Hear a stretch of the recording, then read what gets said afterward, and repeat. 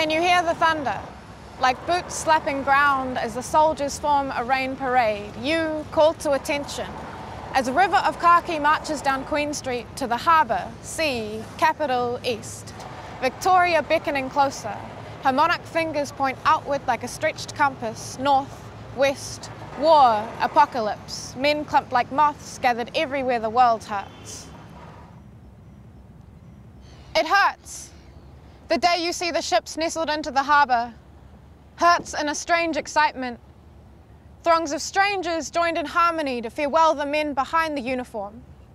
To the ones who lived their war in domestic fatigues, for the soldiers embarking in heavy hats, dispatched hearts displaced from familiar sleeves of cities, moving their bootstraps far away from families. The birds overhead are a dawn chorus, echoing the cries of mothers whose knees belie their shaking unease.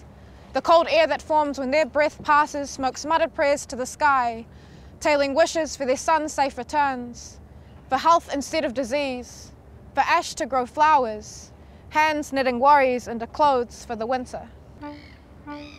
I'd hope for my dead to be buried in their sleep, at home. At home, Auckland harbours deep pockets of itself. Hidden knowledge has grown to moments of silence as the winds of war swept our country into a cold embrace.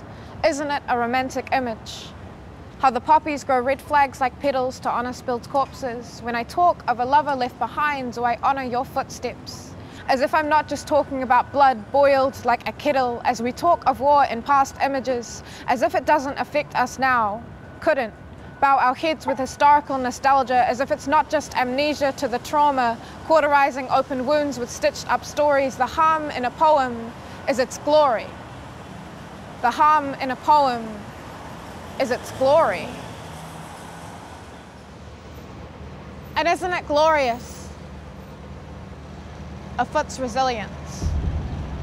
A man invading a country at the orders of an empire. Tell me, can I honour your grave without questioning it? Can I question your honour without invoking disrespect? Lest we forget, as if we don't try to, block out the unsettled pasts, display our veterans like badges of victory, as if the ones who return are better off than the ones that didn't know help post-war. As if the woman can't remember his arm flashing patriotic long after those days are over, men carrying clenched fists so long they forget how to love their partner tender, hit the bench instead for another drink.